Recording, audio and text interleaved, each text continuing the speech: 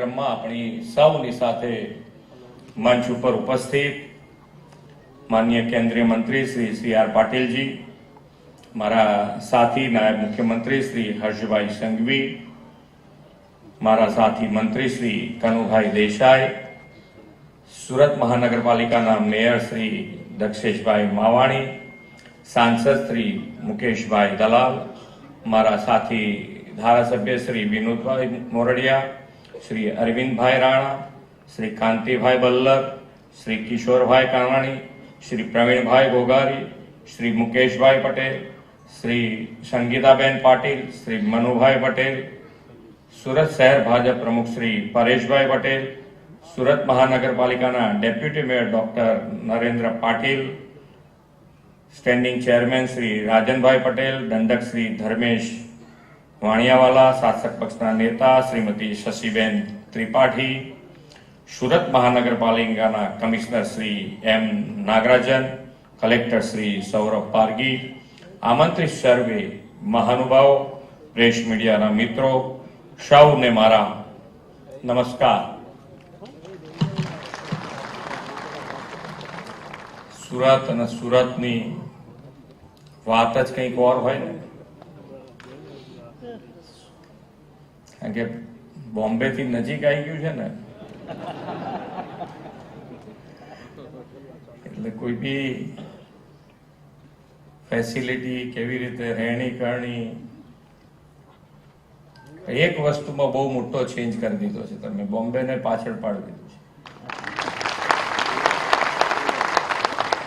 સ્વચ્છતા તો સુરતની ગજબ કરી છે એમ. એટલે સ્વચ્છતામાં કોઈ તમારા માટે હવે જે ચેલેન્જ છે કે ફક્ત અને મેન્ટેન કરવા માટે કે ભાઈ હવે આ રહેવું જોઈએ સ્વચ્છ.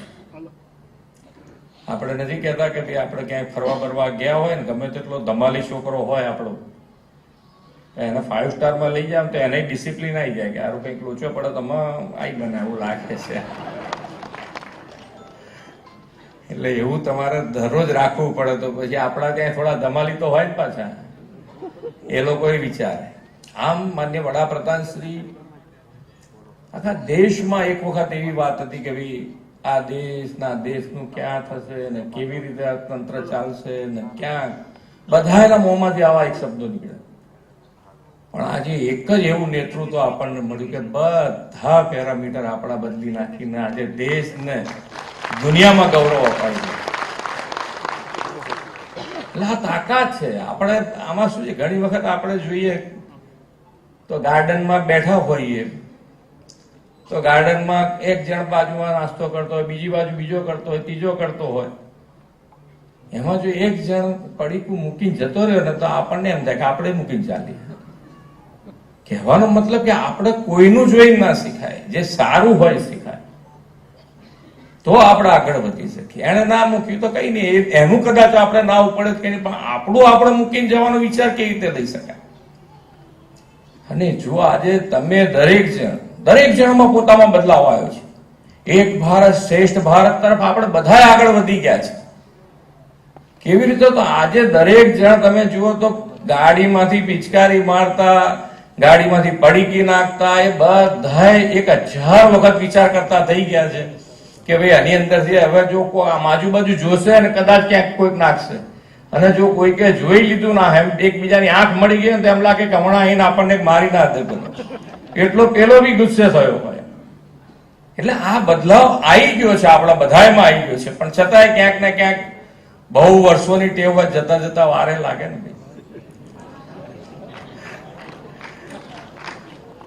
પણ બદલ્યા છે આપણે, અને સહકાર અને સાથ એક જ. માનનીય વડાપ્રધાન શ્રી હરમેશ કહે છે સૌનો સાથ, સૌનો વિકાસ, સૌનો વિશ્વાસ અને સૌનો પ્રયાસ. આ સૌનો પ્રયાસ થાય તો જ આ બધી જ આપણી જે અત્યારે જે પ્રમાણે આપણે આગળ વધી રહ્યા છે એનાથી 2047 સુધીમાં આપણે વિકસિત ભારત તરફ આગળ વધવું છે. એનો આ કાર્યમંત્ર આ જ હોવો જોઈએ આપણો, આપણે બધા સાથે આગળ વધવું છે. અમારી સરકાર અને સરકાર તરીકેની જવાબદારી અમે ક્યાંય પાછળપાની નથી કરતા, પણ આપણી જવાબદારી, આપણું કર્તવ્ય જે છે એ કર્તવ્ય આપણું પણ જ્યાં નિભાવવાનું આવે ત્યાં આપણે પણ એટલા જોરશોરથી નિભાવીએ તો એની મજા ઓર કંઈક આવે. આજે તો કતારગામ અને કતારગામમાં હાથ ઊંચો કરાય, વર્ષ બે તો બધા કતારગામ વાળાએ તો વટ પાડી દીધો, કોઈ બીજા નંબર જ ના આવવા દીધો. પણ એમ કે જગ્યા પહેલેથી પેલી બોટી લીધી હતી એવું નથી ને.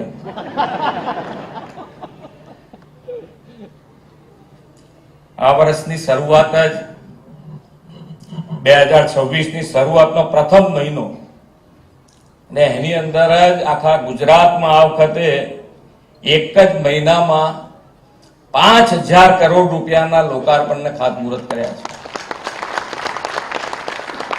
અને છેલ્લા એક સપ્તાહમાં મહારાજ જ્યાં પ્રોગ્રામો થયા છે એના 2700 કરોડ રૂપિયાના ખાતમુહૂર્ત અને લોકાર્પણ. પહેલા લાખ રૂપિયાની વાતો, હવે તો કોર્પોરેટર જ આમ કે સારું ચાલો આ 2-3 કરોડનું કામ છે હું કરાવી દઈશું મંજૂર. આ વિકાસની જે રાજનીતિ શરૂ થઈ છે ને એની અંદર આપણે બધોય પરોવાયા છીએ. દેખાયું છે, રિઝલ્ટ દેખાયું છે. આજે જેટલા લોકાર્પણના અહીંયા આગળ ફિલ્મ બતાડી એની અંદર જેટલા લોકાર્પણ બતાડ્યા છે એ બધાના પિક્ચર જે અહીંયા બતાડ્યા છે એવા સ્થળ ઉપર છે. આ વિશ્વાસ ડેવલપ કર્યો છે. કાર્ય સંસ્કૃતિ કે ભાઈ જેનું ખાતમુહૂર્ત અમે કરીશું એના લોકાર્પણ અમે જ કરીશું, એ કાર્ય સંસ્કૃતિ માં નીકળ્યા. ઘણી વખત કામમાં ડીલે થઈ જાય, કોઈ કામ એવું આવી જાય તો એમાં વાર લાગે, પણ તોય પૂરું કર્યા છે.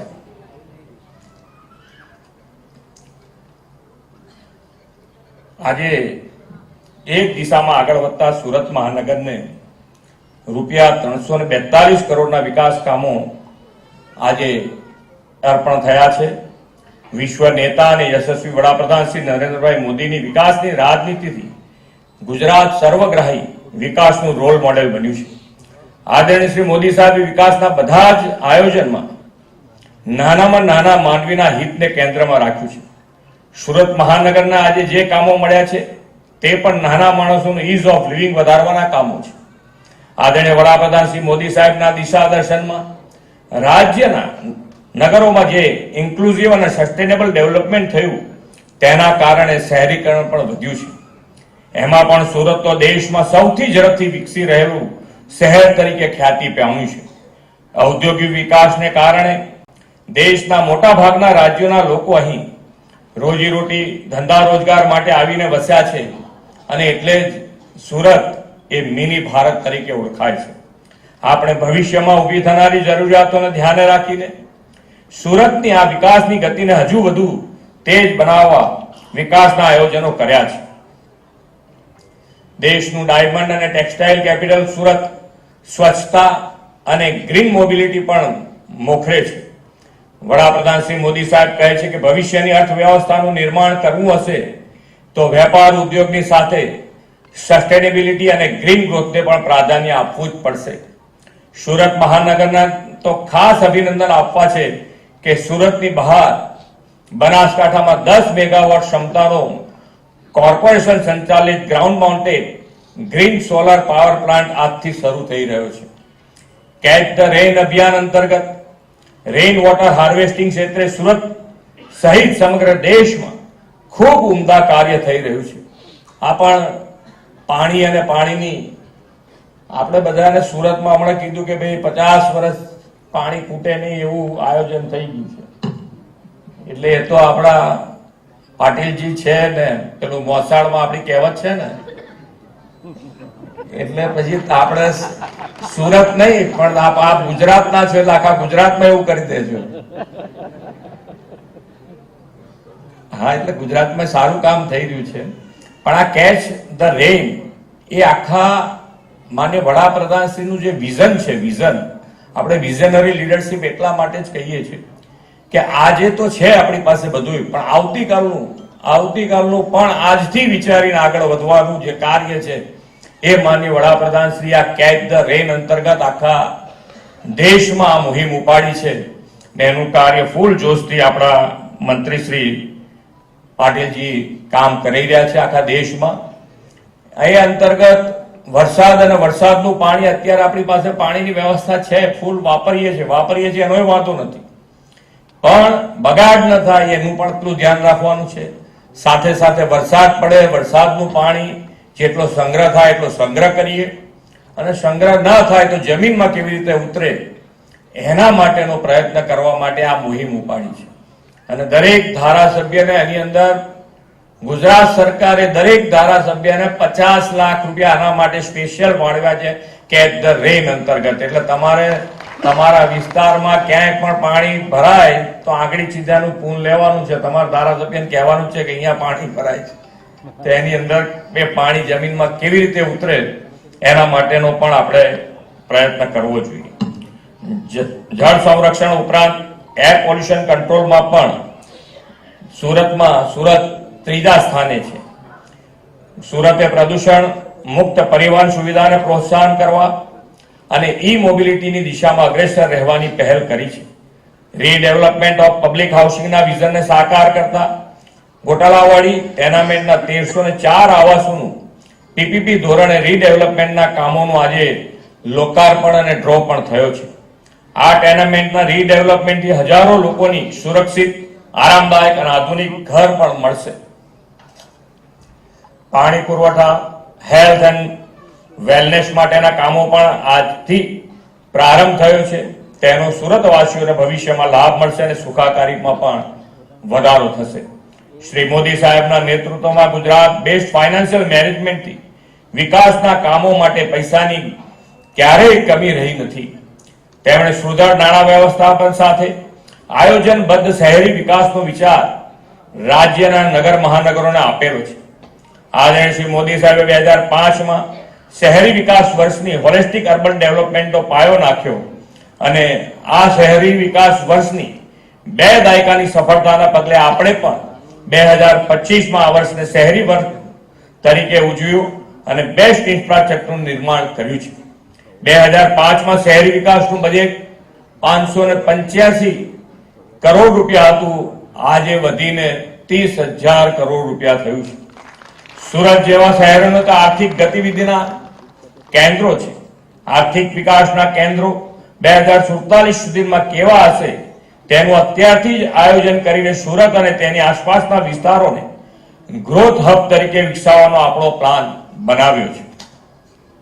સુરતના આર્થિક વિકાસમાં ટેક્સટાઇલ ઉદ્યોગનો ખૂબ મોટો ફાળો છે. સુરતની ઓળખ ટેક્સટાઇલ સિટી તરીકે પણ છે. રાજ્ય સરકારે ટેક્સટાઇલ પોલિસીમાં એક મહત્વનો નિર્ણય કરીને આ ઓળખને વધુ ઊંચાઈએ લઈ જવાનું પગલું ભર્યું છે. રાજ્યમાં મ્યુનિસિપલ એરિયાની હદમાં આવતા ગાર્મેન્ટ, એપ્રલ અને મેડપ, સ્ટિચિંગ, એમ્બ્રોઇડરી તથા અન્ય એક્ટિવિટી સાથે સંકળાયેલા નોન પોલ્યુટિંગ ટેક્સટાઇલ મેન્યુફેક્ચરિંગ એક્ટિવિટીવાળા એકમોને પણ હવે ટેક્સટાઇલ પોલિસી 2024નો લાભ આપવાના છે. વડાપ્રધાન શ્રી એ વિકસિત ભારતનો સંકલ્પ કર્યો છે. આપણે વોકલ ફોર લોકલ અને લોકલ ફોર ગ્લોબલનું ધ્યેય અપનાવીને સ્થાનિક ઉદ્યોગો અને સ્વદેશીને પ્રોત્સાહનથી આત્મનિર્ભર ભારત બનાવવું છે. એમાં સુરત મહાનગર આજે મળેલા વિકાસ કામો સહિતના કામો સાથે વિકસિત ગુજરાતથી વિકસિત ભારત માટે લીડ લેશે એવા વિશ્વાસ સાથે વિરમું છું. ભારત માતા કી જય. વંદે માતરમ. જય જય ગરવી ગુજરાત. જય જય ગરવી ગુજરાત. સાહેબ શ્રી આપના શબ્દો માટે આપનો